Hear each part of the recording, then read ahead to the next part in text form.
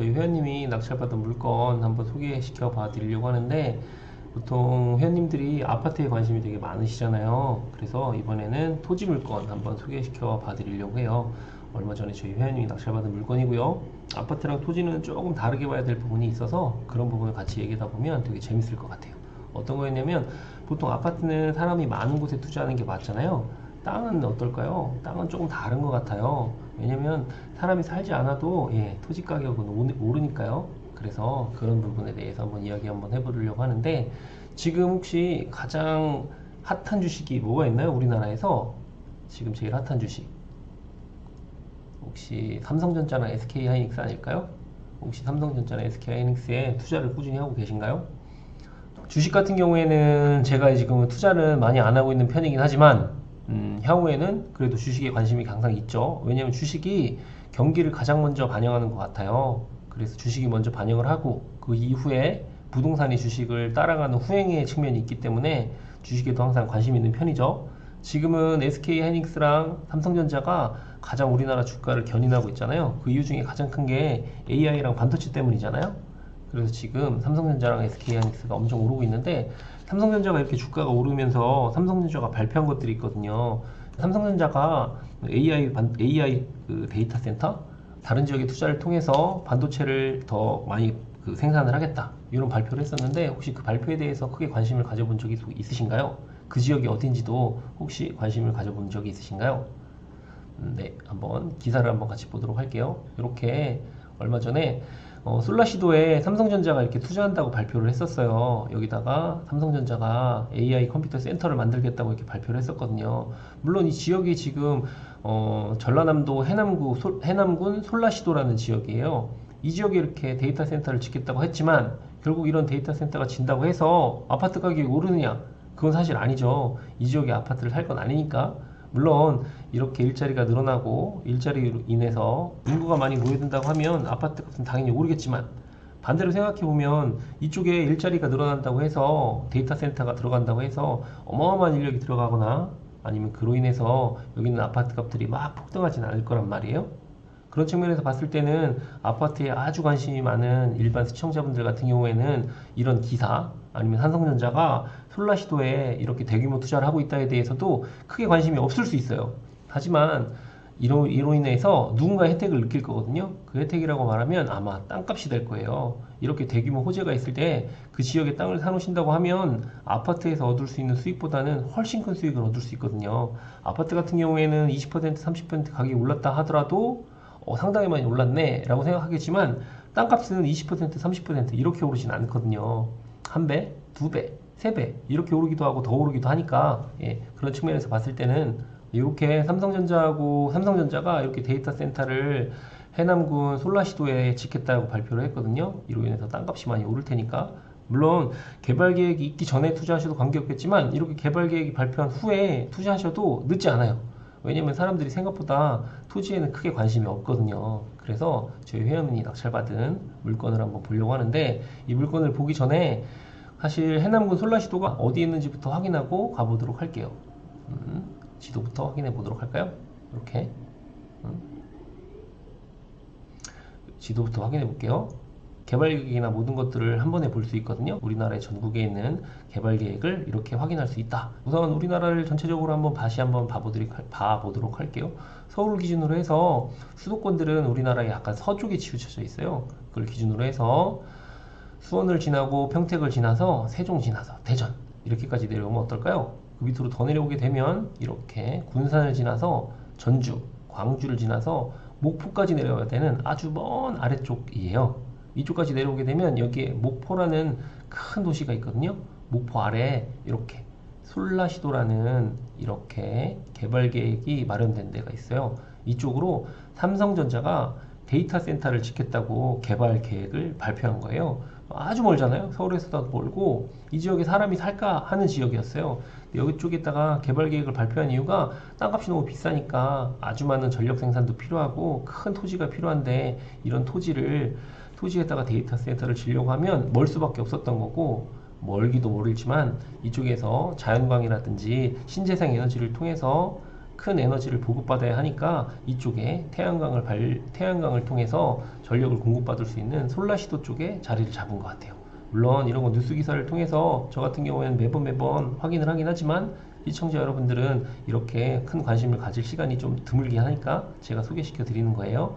보시면 솔라시도 쪽에 이렇게 데이터 센터를 짓겠다고 삼성이 발표를 했으니까 이쪽에 대해서는 또 다른 개발 계획이 있을 수밖에 없겠죠. 맞아요. 이쪽에는 도로가 뚫리고 그 다음에 에너지를 넣기 위한 여러 가지 방법이 구축되고 있는데 단편적으로 솔라시도가 어떤 곳인지 한번 보도록 할게요. 솔라시도를 모르시는 분이 있을 수 있을 테니까 솔라시도를 보게 되면 이렇게 가까이 가서 한번 확인해 보도록 할게요.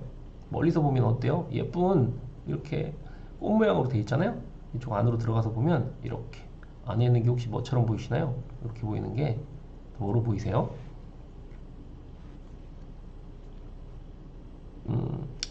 이렇게 보면 안에 있는 것들이 다 태양광 발전이거든요. 이렇게 태양광 패널들이 보이나요? 이렇게 큰 태양광 패널들을 통해서 솔라시도에서는 이미 태양광 발전 에너지를 이미 공급하고 있었어요. 이것보다 더 크게 더 많이 데이터 센터랑 태양광 에너지를 이쪽에서 공급하겠다고 계획을 세운 거예요.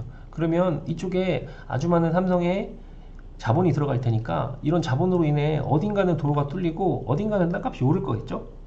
이렇게 어딘가는 어딘가는 이렇게 도로가 뚫리고 어딘가는 개발이 계속 되겠죠. 이렇게 개발이 계속 되는 곳에 토지를 투자하시면 상당히 좋을 것 같은데 어느 토지를 사야 되느냐, 이런 지역에서 토지를 사려고 하면 다 어디 가서 물어보거나 지역에 가서 어느 토지를 사야 되나 이렇게 부동산을 찾아가기 뭐 힘드시잖아요. 그러니까 저희가 경매 공부를 하는 것 같아요. 왜냐하면 경매 같은 경우에는 전국에 있는 토지들이 다 한 번에 볼 수 있잖아요. 그렇게 아주 좋은 물건들이 많이 경매 물건에 있으니까 그 물건 중에 옥석을 잘 가리셔가지고 좋은 물건을 낙찰 받으면 참 좋을 것 같아요. 근데 지금 전라도에서는 어떤 개발 계획이 있는지 한번 확인해 보도록 할게요. 우선 다월 지도를 통해서 보게 되면 이렇게 한번 볼게요. 여기서 지금 신안군청을 기준으로 목포랑 아니면 솔라시도가 어떤 개발 계획을 하고 있는지 한번 보도록 할게요. 우선 목포 같은 경우는 우리 전라남도에서 가장 큰 도시이기도 해요. 광주가 물론 크기도 하지만 목포는 이렇게 해변을 끼고 이렇게 전라도청이 자리 잡고 있는 목포가 전라남도에서 두 번째로 큰 도시예요. 광주 다음으로. 목포에서 혹시 돈 자랑하지 말라는 얘기 들어보셨죠? 왜냐하면 큰 항구를 끼고 있기 때문에 목포에는 어마어마한 돈이 거래가 되고 있는 지역이죠. 마찬가지로 이쪽에 목포역 쪽에는 목포 KTX역이 자리 잡고 있기 때문에 서울에서 KTX를 타고 오면 교통도 불편하지 않아요. 마찬가지로 이쪽에 전라남도 도청이 있고 남학 신도시라고 해서 이렇게 신도시를 개발해서 지금 아주 좋은 일자리와 아주 좋은 주거 환경을 제공하고 있죠. 예전에 갭 투자의 바람이 한창 일었을 때 이쪽에 있는 바다가 보이는 뷰 아파트들 이것도 상당히 많이 거래가 됐었거든요. 이렇게 우리가 모르는 지역에 목포 지역에도 상당히 큰 신도시들이 자리 잡고 있다. 물론 우리가 목포를 놀러 갈 때 관광지로 놀러 가기도 하지만 부동산의 측면에서도 한번 바라봤으면 좋겠어요. 왜냐면 전국 어디라도 부동산 투자할 때는 많이 있으니까요. 보통 목포에 관광을 가게 되면 이쪽 상업지역에서 회도 먹고 음식점도 많이 드셨을 텐데 그쪽이 아마 여기가 아니었을까 싶네요. 강변을 바라보고 이쪽에 많이 자리 잡고 있던 식당에서 회를 많이 드셨을 거예요. 이쪽 골목으로 이렇게 많은 음식점들이 자리 잡고 있죠. 목표 가셨으면 이렇게 음식점도 보셔도 좋지만 이쪽에 개발 계획도 앞으로 같이 보셨으면 좋겠어요. 그래서 어떤 개발 계획이 있는지 하나씩 한번 보도록 할게요. 신안군청을 기준으로 해서 신안군청에서 어떤 개발 계획을 하고 있냐, 지금 이렇게 율도와 단리도를 다리로 연결하고 있어요. 기존에 이런 율도와 이 단리도는 사람이 배로 다닐 수 있었던 섬이었거든요. 지금은 어떻게 바뀌고 있냐, 이렇게 도로가 연결돼서 차량으로 이동이 가능하죠. 그래서 얼마 전에 저희 회원님이 여기 단리도에 있는 땅을 낙찰 받으시기도 했었죠. 물론 이런 섬 땅들은 차로 이동이 불가능했던 섬 땅들이 만약에 차로 이동이 가능하다고 하면 땅값은 정말 많이 오를 거예요. 섬이었던 땅이 차로 이동이 가능하니까 땅값은 더 많이 오르겠죠. 이게 지금 현실적으로 될까 싶지만 저희 회원님들이 여기 임장을 갔을 때 여기에 교각이 자리 잡고 상판이 올라가고 있던 찰나였으니까 조금 있으면 이쪽에 차로 이동이 가능해지게 연결이 될 거예요. 이런 식으로. 그럼 이 연결을 왜 할까를 또 생각해 보면 좋을 것 같아요. 이런 연결을 왜 할까? 나라 입장에서 봤을 때는 어떻게 개발하고 싶으냐면 이렇게 개발하고 싶나 봐요. 신안군청을 기준으로 율도와 단리도를 연결하고 여기 화원 일반 산업단지를 연결해서 여기 지금 태양광 발전 AI 데이터 센터가 들어오게 했던 솔라시도를 연결해서 목포 아래쪽과 같이 연결을 해서 이렇게 목포와 신안과 솔라시도를 하나로 연결해서 이 안에 있는 땅들을 아니면 이 안에 있는 산업단지를 하나의 섹터로 개발하고 싶나 봐요.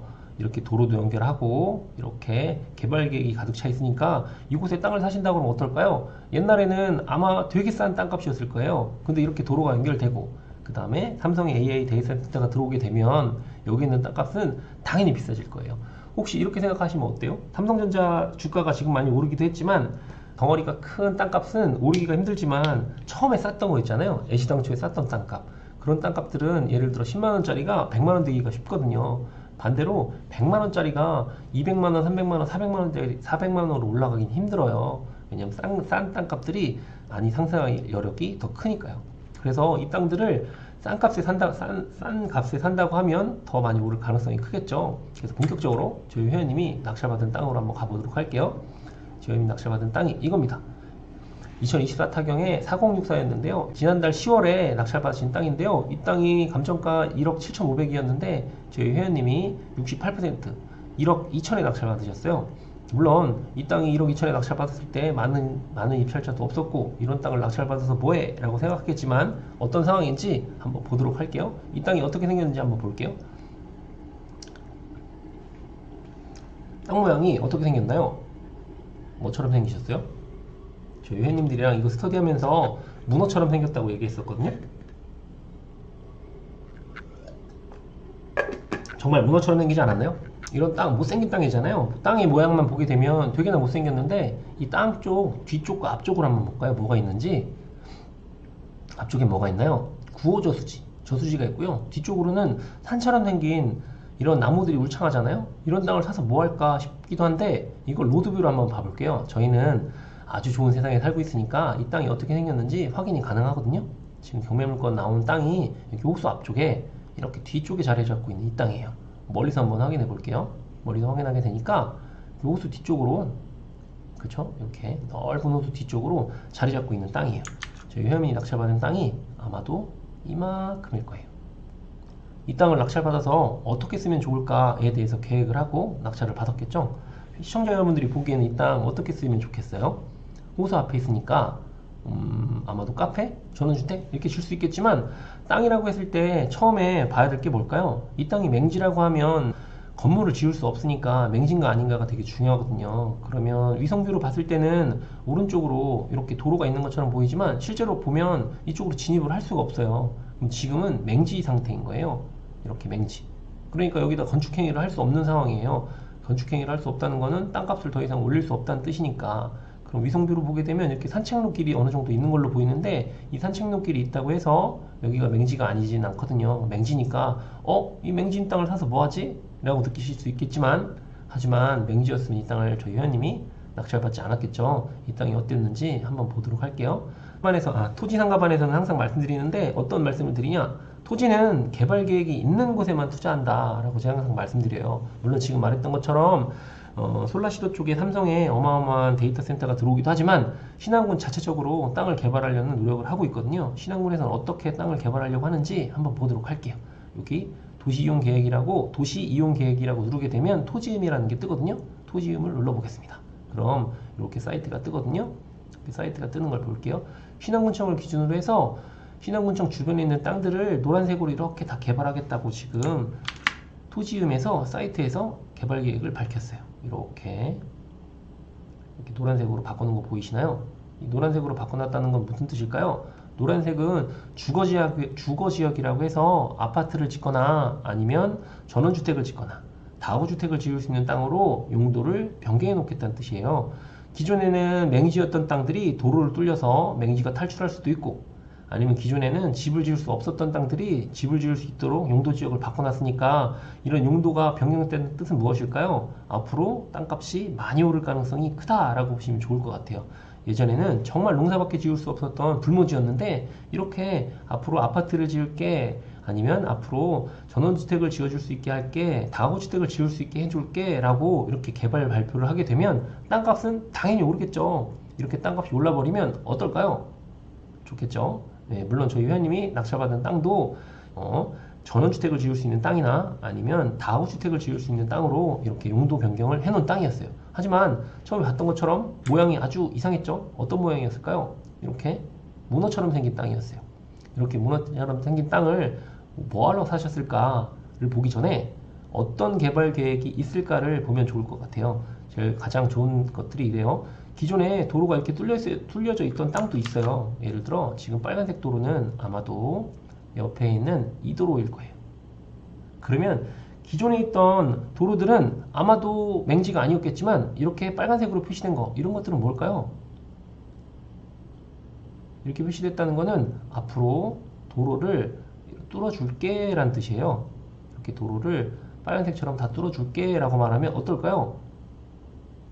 누군가는 맹지를 탈출할 테고요, 누군가는 도로에 포함이 돼서 보상을 받기도 할 거예요.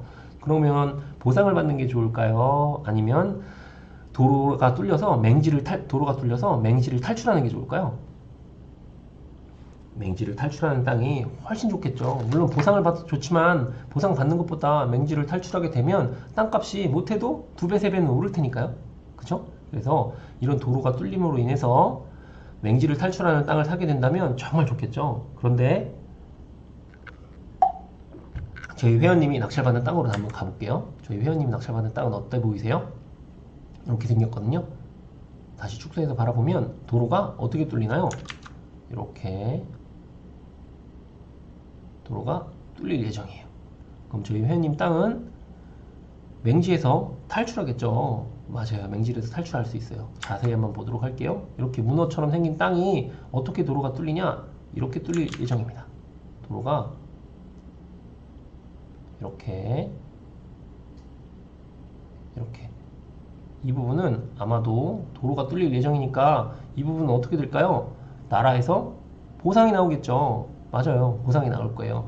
그럼 보상이 나오고 맹지를 탈출하는 부분은 얼마큼일까요? 이만큼일 거예요. 천천히 그려봐 드릴게요. 아마도 이만큼의 땅은 맹지에서 탈출하게 될 거예요.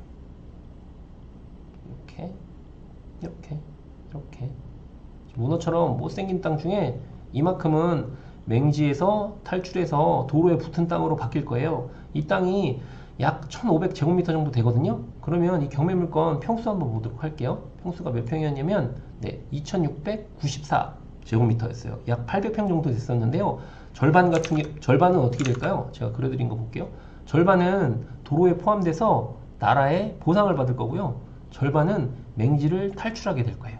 어때요? 그럼 저희 회원님이 감정가격이 지금 1억 7,500이었잖아요. 그럼 절반 정도는 아마 나라에서 보상이 나올 테니까 못해도 보상은 8천만 원 정도는 보상이 나올 거예요. 맹지를 탈출한 나머지 땅들은 맞아요. 땅값이 오를 거예요. 그러면 어떻게 되느냐? 맹지 탈출한 윗부분 이만큼은 전부 다 보상이 나올 거고 밑에 부분은 맹지가 탈출하게 될 테니까 이 땅 어떨 것 같으세요? 가치가 높아지겠죠. 지금 감정가격보다 훨씬 높아지겠죠. 하지만 저희 회원님은 얼마에 낙찰 받았냐? 네, 맞아요. 68%의 낙찰 받았어요. 그러면 지금 이 감정평가사님은 이거를 맹지로 감정했을까요? 아니면 도로가 뚫리는 걸 기준으로 감정을 했을까요? 맞아요. 감정평가사님은 현재만을 감정하지 미래를 감정하지 않아요. 감정평가사님은 현재를 감정한다. 맹지로 감정하셨어요. 그러니까 감정평가 금액이 얼마였냐? 땅값을 좀 아시면 좋겠지만 21만 5천 원의 맹지의 가격으로 이 땅을 감정하셨어요. 나중에 이 땅에 도로가 뚫리게 되면 얼마짜리 땅으로 바뀔 것 같으세요?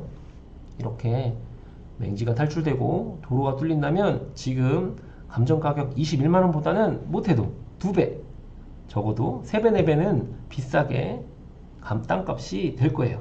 네. 지금 질문 주셨는데요. 저런 도로계획은 중단되거나 변경되진 않나요?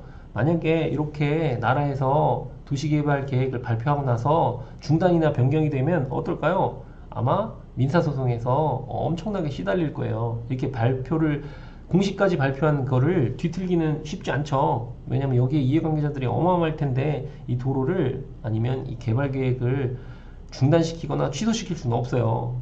이렇게나 큰 계획은 예산 문제로 인해서 계획이 좀 딜레이 될 수 있거나 아니면 지체될 수 있어도 이 전체 계획이 무산되거나 뒤틀릴 수는 없을 거예요. 그렇게 되면 아마도 신안군청은 어마어마한 소송에 휘말릴 테니까요. 네, 마찬가지로 이 땅을 보게 되면 이렇게 뒷땅 절반 이상은 아마 맹지 탈출하는 땅으로 남게 되었다. 그럼 저희 회원님은 어때요? 싸게도 낙찰 받았고 맹지로 감정평가된 땅을 싸게도 낙찰을 받았고 그리고 맹지를 탈출하게 되면 절반 이상은 보상을 받고 절반은 맹지를 탈출하게 될 테니 지가가 상당히 높아지겠죠. 아마도 제 생각에는 저희 회원님의 희망찬 계획을 발표하자면 이거 감정이 1억 7,500이었으니까 나중에 맹지가 탈출되는 시점에 도로가 뚫리게 되면 아마도 절반 이상은 보상이 나오지 않을까라고 생각하고 낙찰을 받았어요. 그럼 최소한 8천만 원 정도는 보상이 나오지 않을까 싶어요. 그러면 저희 회원님이 여기에 8천만 원을 보상을 받게 되면 1억 2천에 낙찰을 받았으니까 실제로 묶이는 돈은 4천만 원밖에 안 묶이게 되겠죠. 그러면 400평은 보상받고 400평 정도는 남아있게 될 거예요. 이렇게. 그럼 남아있는 땅들을 어떻게 쓰면 좋을지까지도 스터디 시간에 같이 했으니까 한번 보도록 할게요. 이 남아있는 땅이 못생기면 진짜 나쁜 것 같잖아요. 하지만 반대로 생각해보면 못생기면 못생길수록 더 좋은 것 같아요. 어떻게 좋은지 한번 보도록 할게요. 중간에 질문 한번 받아볼까요? 엑시트하는 기간은 어느 정도 될까요? 이러한 개발 계획이 있는 토지는요. 사실 엑시트라고 하면 토지가 그렇잖아요. 큰 돈이 묶여 있어서 그 돈이 묶인 상태에서 탈출을 못하는 경우가 많잖아요. 근데 이런 땅 낙찰 받으면 탈출이 과연 두려울까요? 안 들어올 것 같아요. 왜냐면 회원님도 여기 1억 2천 투자하셨지만 나중에 보상을 8천만 원 정도 받게 되고 4천만 원 정도 묶이면 이 땅 언제까지 계속 가져갈지는 이 회원님의 마음이긴 하지만 이 땅이 앞으로 어떻게 될 땅인지까지 한번 보도록 할게요. 그거를 듣고 나면 지금 질문이 어느 정도 해소가 될 수 있을 것 같아요. 한번 볼게요. 저희 회원님이 어떻게 생각을 하고 낙찰을 받았냐? 지금 이 땅은 이렇게 두 필지를 같이 점유하고 있거든요. 이 앞에 땅 이렇게 아령천처럼 생긴 땅은 한 120-12 임야라는 땅한테는 엄청나게 소중한 땅이에요. 왜냐면 이 앞에 땅만 있다고 하면 뒤에 산 120-12는 맹지를 탈출할 수 있는 땅이에요. 어때요? 이 뒤에 땅 120-12라는 임야는 나중에 앞에 도로가 뚫리는 걸 보고 엄청나게 배합할 거예요. 앞에 땅만 있다면 나는 맹지가 아닌데 맹지가 아니면 난 집도 짓고 카페도 지을 수 있는데 앞에 땅이 엄청나게 필요할 거예요. 반대로 생각해 볼까요? 저희 회원님 입장에서는 이 뒷땅 나중에 도로가 뚫리고 뒷땅은 정말 쓸모없는 땅이에요. 왜냐면 맹지니까. 그러면 저희 회원님 입장에서는 이 뒷땅을 이렇게 하나 큰 뒷땅을 아주 싼 값에 산다면 어떨까요? 앞에 있는 땅 때문이라도 이 전체의 땅을 뭐로 쓸 수 있죠? 맞아요. 맹지가 아닌 전체의 땅으로 쓸 수 있어요. 대지로 쓸 수 있으니까 이 땅은 가치가 어마어마하게 높겠죠. 맞습니다. 그럼 옆에 땅도 한번 볼까요? 옆에 땅은 어때요? 옆에 땅 같은 경우에도 마찬가지예요. 생긴 게 이번에는 약간 구두같이 생겼죠. 여자 하일처럼 생겼습니다. 이런 땅 때문에 지금 옆에 있는 120-8이란 임야는 어때요? 앞에 구두같이 생긴 땅 때문에 땅 모양이 아주 못생겨졌잖아요. 이렇게 건축행위를 하기에도 이렇게 구두처럼 생긴 땅 때문에 이 길이 좁기 때문에 무얼 짓기에도 불편한 땅처럼 보인단 말이에요. 그러면 산 120-8도 앞에 있는 구두처럼 생긴 땅을 엄청나게 사고 싶어 할 거예요. 그럼 저희 회원님은 옵션이 아주 여러 가지로 바뀌게 됐죠. 예를 들어 나중에 맹지가 탈출하게 되면 1번 땅하고 2번 땅으로 나누어서 어떻게 할 수 있다? 이 뒷땅하게 아주 비싼 가격에 팔 수 있겠죠. 맞아요. 저희 회원이 낙찰받은 가격은 감정가 21만원, 실제로 낙찰받은 가격은 이게 814평이었거든요. 그걸 1억 2천에 낙찰 받으셨으니까 1억 2천 11만원에 낙찰 받으셨거든요. 요거를 틀렸구나. 요거를 814평이었습니다. 그러면 14만 7천원에 낙찰 받으셨거든요. 14만 7천원에 낙찰 받은 땅을 이 뒷땅, 이 뒤에 있는 주인한테, 뒷땅들한테 얼마에 팔 수 있을 것 같으세요? 맹지를 탈출할 수 있는 조건을 내가 너희한테 줄 테니까 내 땅을 한번 사볼래? 라는 조건으로 얼마에 팔 수 있을 것 같으세요? 이 뒤에 산 120-12는 앞에 저희 회원님이 낙찰받은 땅을 얼마에 사고 싶을 것 같으세요? 지금은 저희 회원님이 14만원에 샀습니다. 이 앞에 땅만 있으면 맹지를 탈출할 수 있습니다. 이 뒤에 땅들은 앞에 땅을 100만 원이 돼도 사고 150만 원이 돼도 사고 그 이상에서도 살 가능성이 상당히 높아요. 반대로 저희 회원님은 좀 여유 있는 분이셨으니까 지금 이 땅을 사고 나중에 맹지가 탈출하기 전에 이 뒷 땅을 사들인다면 어떻게 될까요? 이 뒤에 땅을 사들인다면 저희 회원님은 이 땅을 모두 다 쓸 수 있는 땅으로 바뀌어요. 근데 이 땅 앞에 뭐가 있나요? 이렇게 구호 저수지가 있어요. 그럼 여기에 땅을 이만큼을 사들이게 되면 여기는 어떤 땅처럼 보이세요? 여기에 카페를 지어도 되고요, 전원주택 부지를 만들어도 됩니다. 그래서 저희 회원님이랑 계획한 게 어떻게 됐었냐, 이렇게 땅을 나누어서 이렇게 나누어서 파는 거죠.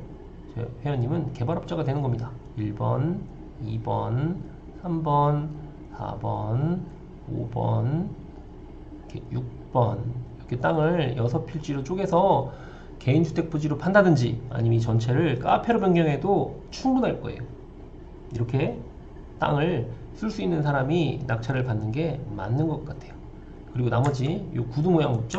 구두 모양 이 땅은 팔아도 되고 안 팔아도 되지만 120-8이라는 임야한테도 이 땅이 어마어마하게 필요할 거예요. 물론 이 땅은 지금 임야가 아니에요. 도로에 붙어 있으니까. 하지만 그럼에도 불구하고 여기 도로에 붙어 있으니까 얘는 임야가 아닙니다. 그럼에도 불구하고 이 구두처럼 생긴 땅 얘만 만약에 사들인다고 하면 아주 예쁜 땅으로 변하게 되잖아요. 어떻게? 이렇게 네모난 땅을 온전하게 다 쓸 수 있을 테니까 그것도 앞에 호수를 바라보고 있는 땅을 온전하게 다 쓸 수 있을 테니까 이 구두처럼 생긴 아주 가시같이 생긴 땅을 아마 비싼 가격이라도 살 가능성이 클 거예요. 저희 회원님은 이걸 14만원에 사셨습니다. 맞아요. 일종일반 주거지역이라고 하면 좀 어려울 수 있겠지만 여기는 전원주택 또는 카페도 지을 수 있고요, 여긴 다구주택도 지을 수 있는 아주 좋은 땅이에요. 이렇게 좋은 땅을 14만원에 사셨다. 이유는 맹지라고 감정평가사님이 감정을 하셨으니까. 지금 개발계획이 있는 걸 감정평가사님은 알지 못했거나 알았더라 하더라도 감정평가서에 담지 못했어요. 왜냐면 감정평가사는 지금 현재의 가치만을 아주 객관적으로 담기 때문에 미래의 가치를 담을 수 없었기 때문이죠. 이렇게 이런 땅을 낙찰을 받으셨어요. 어떠세요? 지금 댓글로 한번 의견을 주시면 제가 답변을 드려보도록 할게요. 낙찰을 좀 잘 받으신 것 같나요? 이런 물건 아마도 대다수가 관심이 없었을 거예요. 왜냐면 이런 땅이 개발계획부터 시작해서 이 땅이 어떻게 개발되고 어떻게 쓰일지 아니면 나중에 가격이 얼마나 오를지까지 생각하시는 분이 그렇게 많지 않더라고요. 네, 맞아요. 이거 토지상가반에서 저희가 이렇게 스터디한 물건이었는데요, 토지상가반 같은 경우에는 제가 이렇게 글을 남겨요. 이 물건이 어떤지 이렇게 쭉 남겨서 나중에 이 물건이 이렇게 감정평가사님이 감정하셨다, 그리고 나서 이 땅을 어떻게 썼으면 좋겠다 라고 스터디를 해서 저희 회원님이 낙찰받은 물건입니다. 네. 잘 받은 것 같나요? 물론 이제 저희 회원님들이 낙찰받은 물건에 대해서는 계속해서 피드백을 하거든요. 나중에 어떻게 결과가 됐는지 회원님들하고 계속 공유를 할 텐데 지금 당장 신안군에서 막 개발을 하겠다 뭐 이런 건 사실 아니에요. 지금 개발 계획을 발표하고 그 다음에 데이터 센터가 들어온다든지 나머지 것들이 더 속도가 빠르게 된다면 조금 더 빨리 현실적으로 맹지도 탈출하고 개발이 있을 수 있을 텐데, 토지에 대해서 회원님들이 가장 어려워하시는 부분이 그거예요. 가장 많이 돈이 묶일 것 같다. 그 다음에 그 돈이 묶이고 나서 안 팔리면 어떡하지? 여러 가지 때문에 토지 투자에 대해서 되게 망설이시거든요. 그런 이유 중에 하나가 나라에서 어느 정도 개발 계획이 있고 아니면 맹지를 탈출하게 한다든지 아니면 여러 가지 개발 계획이 있으면 당연히 팔릴 수밖에 없어요. 팔릴 때의 시점은 내 눈으로 개발 계획이 보이게 하는 시점에서 대부분 땅을 사셨기 때문에 탈출을 못하는 거지, 이렇게 초반에 소액으로 투자를 할 수 있다고 하면 투자하셔도 괜찮을 것 같아요. 네. 이거 용도가 전이라서 농지증 향후 관리는 어떤 식으로 하시나요? 라고 문의를 주셨는데요. 농지증 지금 전이기 때문에 농지증을 발급받아야 한다고 지금 매각물건 명세서에 나와 있었거든요. 농지취득 자격 증명. 저희 회원님 이 농지증 발급 못 받으셨습니다.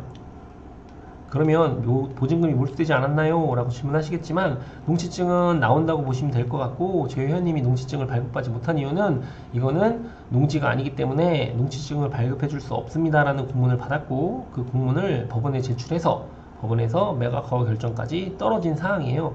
오히려 농지를 지을 수 없다라고 지자체에서 회신을 주었기 때문에 저희 회원님은 처음에 농사를 어떻게 지어야 하나 고민하셨지만 지금은 어쩌면 농사를 짓지 않아도 된다라고 회신을 받았으니까 농사 부분에 대해서는 오히려 자연스러워진 것 같아요. 하지만 그래도 나중에 1년에 한 번 이상은 이 땅을 지나가면서 내 땅이 잘 있는지 아니면 나머지 수목들이 잘 관리는 되고 있는지 확인하시면 좋겠죠. 네, 이렇게 될 것 같고 지금 용도는 전이고요. 나중에 이거를 건축 행위를 한다고 해서 대지로 바꾸면 땅값이 더 올라갈 텐데 대지로 바꿀 때는 그 목적에 맞게 그 상황에 바꿔야 되니까 지금부터 굳이 대지로 바꿀 필요는 없을 것 같고요. 나중에 여기 도시개발 계획이 일어나면서 맹지가 탈출하게 되면 그 다음에 대지로 바꾸시는 게 훨씬 수월하고 가능한 일이라고 생각합니다. 로드뷰를 다시 한번 보도록 할까요? 이 땅이 어떤 땅이었냐면 저희 회원님은 낙찰받고 몇 번 가셨죠. 되게 자랑스럽게 어떤 땅이었냐 이렇게 저희 회원님이 사진 찍은 영상을 공유했으면 좋겠는데 이렇게 어떠세요? 호수 반대편에서 본 땅이었는데요. 이 땅입니다. 여기 있는 땅을 이렇게 800평을 사셨어요. 나중에 아마도 신안군청이 들어오고 개발 계획하게 되면 여기 땅들은 아마도 전부 다 전원주택이나 다가구 단지가 들어올 예정입니다. 저희 회원님은 이 땅을 사서 카페를 지금 꾸고 계십니다. 왜냐면 호수를 바라보고 있는 카페를 짓기에도 충분히 좋은 땅이라서 그렇습니다.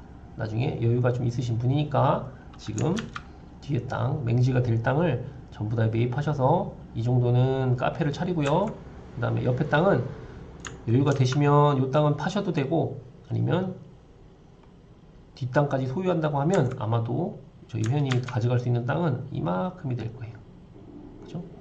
이만큼까지 소유한다고 하면 정말 큰 땅을 소유하게 되겠죠. 하지만 120-8 같은 경우에는 지금 맹지가 아니니까 굳이 내 땅을 살려는 의지가 더 크지 이 가지고 있는 땅을 팔려는 의지가 더 크진 않을 것 같아요. 그래서 여유가 되신다고 하면 뒷땅 120-12를 사셔서 이만큼을 소유하셔서 이 땅만 만약에 가져가신다고 하면 땅에 대한 걱정은 안 하셔도 되겠죠. 이 땅은 농지연금 땅이 아닙니다. 그죠? 말 그대로 나중에 개발이 될 땅입니다. 제 회원님이 만약에 이 땅을 전부 다 자기 땅으로 만든다고 하시면 평수가 얼마나 될까요? 3154제곱미터니까 약 900평 정도가 되겠네요. 900평이면 네, 진짜 좋은 땅으로 쓸 수 있을 것 같습니다. 네, 추가 질문 한번 받겠습니다. 농지로 낙찰받으면 전체 면적의 전체를 농사를 지어야 하나요? 아니면 최소 몇 % 경작을 해야 하는 규정이 있나요? 네, 땅에 대해서 한번 말씀드려 볼게요. 저도 땅을 많이 가지고 있는데요. 그 땅을 경작을 지으는 거는 아마 지자체에서 어떻게 하냐에 따라 다를 것 같아요. 제가 쉽게 저희 회원님한테 농담처럼 말씀드리는 게 있거든요. 예를 들어 저희 회원님이 이만한 땅을 갖고 있다고 생각해 볼게요. 이 땅에 전체를 농사에 지어야 농산지 아니면 이렇게 두 줄만 이렇게 세 줄만 옥수수를 심어놨다고 해서 농산지 이거에 대한 구분은 아마 지자체가 판단할 거예요. 그리고 농사를 지었다고 해서 페널티가 있느냐 없느냐도 지자체마다 달라요. 개발계획이 진짜 많은 도시 같은 경우에는 농사를 지었냐 안 지었냐를 정말 면밀하게 매년 감시를 하거든요. 하지만 개발계획이 없거나 아니면 지가가 많이 상승하지 않는 곳에는 진짜로 농사를 짓는지 안 짓는지 그렇게 판단하지 않습니다. 네, 맞아요. 농사를 짓는지 안 짓는지 확인은 아마도 개발계획이 아주 많은 도시는 1년에 한 번씩 점검을 다니고요. 저도 여러 지역의 땅을 갖고 있지만 매년 점검을 다니는 데가 있고요. 매년 점검을 안 다니는 곳이 있습니다. 그래서 제가 카페에다가 한번 글 남긴 게 있는데요. 그걸 한번 볼까요? 저도 사실 매년 한 번씩 농사를 짓는지 않는지 자격을 검사하는 데가 있어가지고 그것 때문에 매년 제가 농사를 짓고 있거든요. 이거 제가 예전에 쓴 건데요. 제가 갖고 있는 땅인데 이게 농지 이용 실태조사 강제처분 대상이라고 해서 이거 제가 카페에다가도 글 남겨놓고 있었는데 실제로 이렇게 1년에 한 번씩 점검을 나와요. 그 공무원들이. 그래서 농사 안 지면 너 그거 강제처분한다 이렇게 해가지고 공문을 보내버리거든요. 저도 사실 이거에 무서워가지고 저도 이렇게 매년 가가지고 이렇게 농사 짓고 호박 심고 돼지 감자 심었거든요. 저도 제가 갖고 있는 땅에 이렇게 점검을 계속 받으니까 농사를 짓고 있는 현실입니다. 올해도 이 땅에 가서 호박도 심고 돼지 감자도 심고 했습니다. 네, 이렇게 점검하는 땅도 있고요. 점검하지 않는 땅도 있습니다. 제가 가지고 있는 지 한 10년 된 땅도 있는데요. 10년 갖고 있었는데 한 번도 이렇게 공문을 받아보지 않은 땅도 있습니다. 그 땅 같은 경우에는 제가 잘 있는지 위성으로만 확인하지 가서 한 번도 그 땅이 농사에 대해서 관여한 적이 없습니다. 예, 이렇게 보시면 좋을 것 같아요. 어떠셨나요? 여기 저희 토지상가반에서 낙찰받은 회원님 물건을 같이 봤었는데 아파트보다 살짝 더 재밌지 않으셨어요? 아파트에서는 권리 분석이나 이런 것들이 주가 됐다고 하면 토지나 상가 같은 경우에는 개발 계획이 오히려 더 주가 되는 경우가 많아요. 그래서 이렇게 전국에 있는 땅이나 전국에 있는 토지들 관심 있게 지켜보고 낙찰받고 그러면서 임장도 다니고 그렇게 하고 있습니다. 세종시 토지는 나중에 어떻게 활용하시나요? 아, 이걸 보셨구나.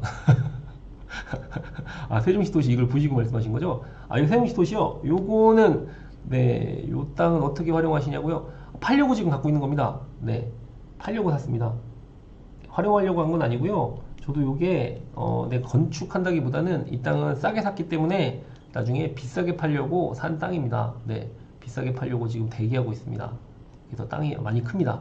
큰 땅을 갖고 있어서 보시면은 네, 이 땅이 아주 크거든요. 네, 여기 2,000평이 넘습니다. 네, 이런 땅도 갖고 있습니다.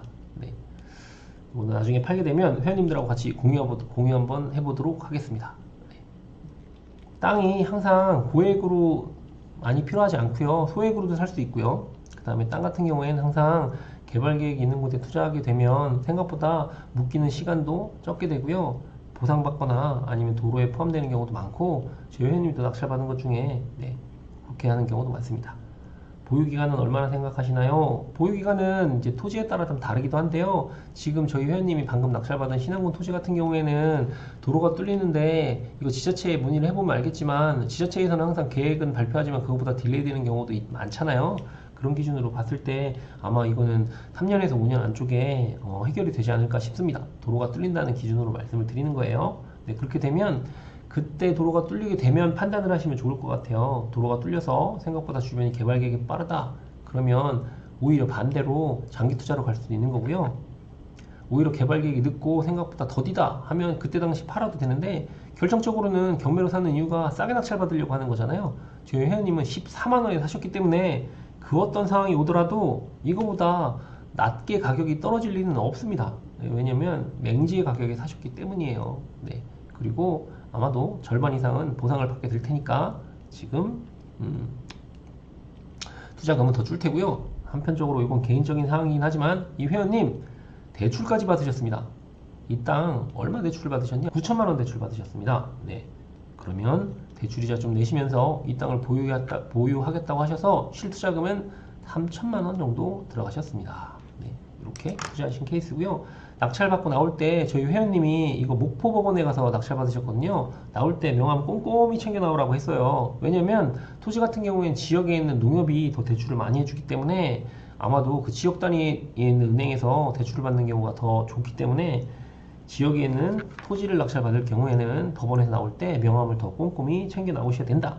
그래야지 그 지역에서 더 잘하는 은행에서 대출을 해주니까요. 저희 회원님 같은 경우에는 지금 80% 이상 대출을 받으신 것 같은데요. 생각보다 금리도 엄청 낮으셨어요. 4% 아래에서 금리도 대출 받으셔가지고 되게 좋은 상황이었습니다.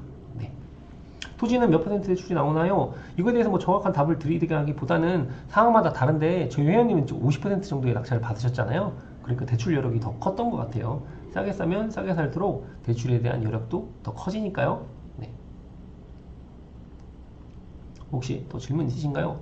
개발 계획에 있는 지역이 있으면 대략 어느 시점에 투자하는 게 좋을까요? 요건 투자금에 따라 다른 것 같습니다. 예를 들어 간단히 말씀을 드리자고 하면 10억 정도의 금액을 투자하려고 한다고 하면 10억 묶이는 게 되게 힘드시잖아요.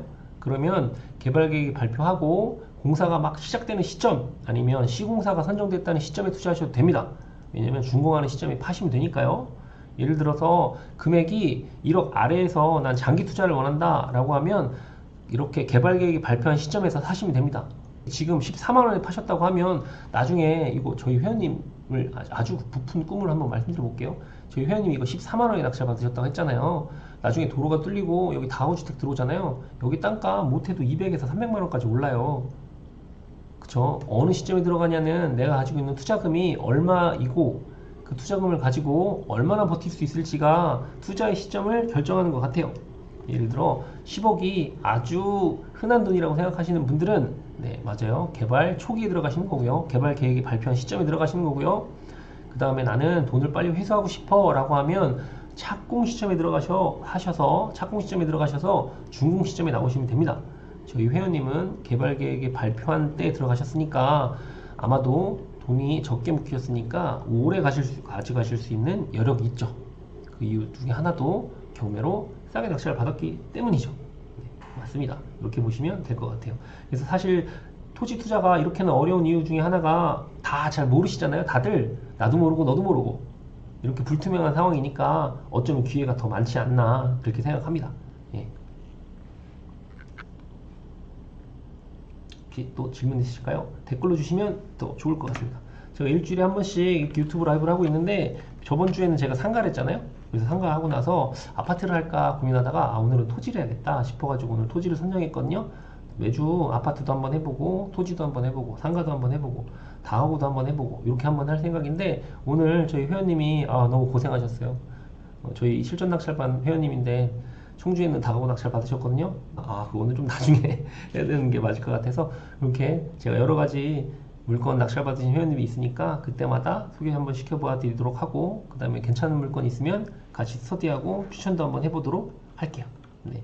이렇게 매주 수요일마다 유튜브 라이브 할 테니까요. 관심 있으신 시청자 여러분들은 자주 들어오셔가지고 네, 댓글도 남겨주시고 모르시는 거 있으시면 질문도 주시고 하면 좋을 것 같아요. 아파트 해주세요. 이건 꼭 사야 해요. 아파트 해주세요. 알겠습니다. 아파트도 해드리겠습니다. 다가구도 해주세요. 알겠습니다. 다가구도 해드리겠습니다. 대전 아파트 너무 불장이가 싶기도 하고요. 네, 요거 대전 아파트 아까 저희 오픈 채팅방에서 대전 아파트 이렇게 막 어때요라고 물건 올라온 거 제가 뒤늦게 좀 봤는데요. 내가 좋아 보이는 물건은 남들도 좋아 보입니다. 그렇기 때문에 그런 물건 둔산동 근처에 있는 물건 뭐 샘머리 아파트 들어가시면 당연히 30명 40명 입찰하는 건 당연해요. 네. 그래서 내가 좋아 보이는 물건은 남들도 좋아 보이고 그런 물건은 아마도 경쟁이 치열할 테니까 기왕이면 조금 더 어렵거나 권리 분석이 어렵거나 아니면 남들이 좋아하지 않을 만한 물건에 입찰하시면 어떨까 싶습니다. 네. 다가구는 상가입니다. 상가 공실 나는 거 어려워서 투자 못 하시잖아요. 다가구는 왜 공실 나는 거 걱정 안 하시나요? 라고 회원님들한테 항상 말씀드려요. 다가구 공실 나는 경우에는 드물겠지만 다가구 공실이 난다는 뜻은 월세를 많이 받을 수 없다. 아니면 내가 계획한 만큼 월세를 받을 수 없다. 이럴 수 있으니까 다가구도 공실을 걱정하시면 좋을 것 같습니다. 네, 맞아요. 그렇기 때문에 개발 계획이 있는 곳에 투자하셔야 하고요. 기왕이면 나라에서 내 땅을 맹지를 탈출시켜 주거나 아니면 도로 보상을 받을 수 있는 곳에 투자하시게 되면 환급성이 어렵지 않습니다. 여러분들 중에 주변에 환급성이 어렵다고 말하는 분들 아마도 어떤 땅을 사셨는지 잘 보시면 좋을 것 같아요. 다른 사람 말을 듣고 사셨거나 아니면 개발 계획 없는 곳을 사셨거나 아니면 개발 계획에서 상당히 먼 곳에 있는 것을 사셨기 때문에 그런 것 같습니다.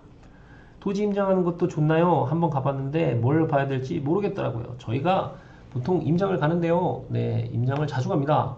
지금은 제가 이제 한 달에 한 번 정도, 한 달에 두 번 하거든요. 유튜브 라이브를 한 번 하고요. 그 다음에 임장도 한 번 가는데요. 나중에 제가 임장을 한 번 갈 때 저희가 자리가 좁아서 저번에는 한 명밖에 초청을 못 했거든요. 제가 이런 임장을 자주 다닙니다. 네, 임장 다닐 때 제가 임장에서 톡방에서도 제가 이렇게 모집을 가끔씩 해요. 그때 신청해 주시면 좋을 것 같아요. 최근에 갔다 왔던 것 중에 이렇게 삼성반도체하고 하이닉스 있었던 용인시 처인구랑 이동 남사면으로 이렇게 임장 갔다 온 경우도 있었거든요. 이렇게 해서 토지 임장도 다니니까요. 네, 나중에 제가 공지를 하게 되면 신청해 주시면 좋을 것 같습니다. 물론 뭐 토지 상가반에 오시면 한 달에, 두 달에 한 번이군요. 두 달에 한 번 정도 임장을 다니니까요. 토지 상가반에서는 이렇게 토지 임장 아니면 뭐 상가 임장 이렇게 자주 다니니까요. 관심 있는 분들은 토지 상가반도 많이 활용해 주세요. 네. 토지 임장 같은 경우에는 진짜 모르고 가시면 그냥 땅만 보고 오십니다. 땅하고 하늘만 보고 오십니다. 네. 알고 가시면 정말 재밌는 게 토지 임장 같습니다. 네. 맞아요. 전국에 개발 계획이 정말 많거든요. 예, 그런 개발 계획을 다 알고 사전에 알고 가고 스터디하고 가면 정말 재밌게 잘 다녀올 수 있습니다. 네. 요즘 둔산동 재건축 얘기가 나오는데 어떻게 생각하시나요? 둔산동으로 가보겠습니다. 질문의 의도는 둔산동에 투자하고 싶은 거겠죠. 네, 둔산동으로 한번 가보겠습니다. 둔산동에서 가장 비싼 아파트는 크로브 아파트가 되겠죠. 크로브 아파트를 한번 보겠습니다. 대전에 법원에 입찰을 오시면 반드시 그냥 가지 마시고요. 법원 옆에 바로 크로바 아파트가 있어요. 대전 법원 바로 옆에 크로바 아파트가 있으니까 임장 끝난 다음에 여기는 한 번이라도 꼭 보시고 가세요. 임장만 오시면 시간 아깝잖아요. 그쵸? 옆에 법원 옆에 바로 크로바 아파트가 있으니까 크로바 아파트 보시고 가면 좋을 것 같아요. 보시면 크로바 아파트가 이렇게 생겼거든요. 어때요? 높이가 15층 정도 되고요. 밀집도라는 걸 한번 볼까요? 크로바 아파트의 밀집도. 크로바 아파트가 여기입니다. 여기. 어때요? 이 밀집도. 이거 부시고 다시 지을 수 있을까요? 이거 부시고 몇 층으로 올려야 사업성이 나올까요? 크로바 아파트. 네. 요거 아파트 부시고 다시 지을 수 있을까와 요거 부시면 사업성이 나올까에 대해서 생각해 보시면 좋을 것 같아요. 네. 이거 만약에 부시고 다시 올리면요, 중부권을 통틀어서 아니면 부산, 대구, 전주, 광주를 통틀어서 가장 비싼 아파트가 될 거예요. 이거 만약에 재개발이 올라가서 40층 이상의 건물이 올라가게 되면 아마 중부권에서 제일 비싼 아파트가 될 건 당연해요. 그쵸? 그럼에도 불구하고 사업성이 나오냐가 재개발, 재건축이 되느냐의 문제니까 그 문제를 해결하려고 하시면 이걸 반드시 해결하셔야 된다. 이 안에 있는 모든 사람들을 만족시켜 줄 수 있을까? 그리고 이걸 부시고 나서 여기 있는 사람들을 모두 만족시켜 주고 일반 매물로 돌리기에도 여기에 다 사업성이 나올까를 고민해 보시면 되는데, 여기 15층 이상 아파트들 이렇게 빼곡하게 들어가 있거든요. 우선 재개발이 되려고 하면 5층 단층짜리 건물이어야 재개발 사업성이 있습니다. 네, 그거는 팩트입니다. 네, 맞습니다. 30층 이상 올려야 사업성이 나옵니다. 네, 그렇습니다. 네, 맞아요. 토지상가에 대한 기초 지식이 없어도 토지상가만 들어도 되나요? 네, 됩니다. 아주 됩니다. 네. 토지상가만은 말 그대로 제일 쉽게 제가 재밌게 설명드리고 있으니까요. 네, 네, 맞아요. 지금 둔산동 크로바 아파트부터 시작해서 한마루 아파트, 그 다음에 여기 있는 목련 아파트 15층이 들어가 있으니까 쉽지 않습니다. 이게 만약에 5층만 된다 하더라도 사업성이 나오는데요, 이렇게 다닥다닥 붙어있는 아파트가 15층이기 때문에 사업성이 지금 당장은 없을 수 있습니다. 하지만 향후에 둔산동이라는 데는 정말로 대전에서 가장 큰, 가장 좋은 입지니까요, 사업성은 있을 수 있습니다. 향후에 아파트 값이 더 오른다면 말씀드리는 겁니다. 네, 이렇게 해서 오늘 토지상가반이란다. 이렇게 해서 오늘 유튜브 라이브를 마무리하려고 하는데요, 오늘도 좀 괜찮으셨나요?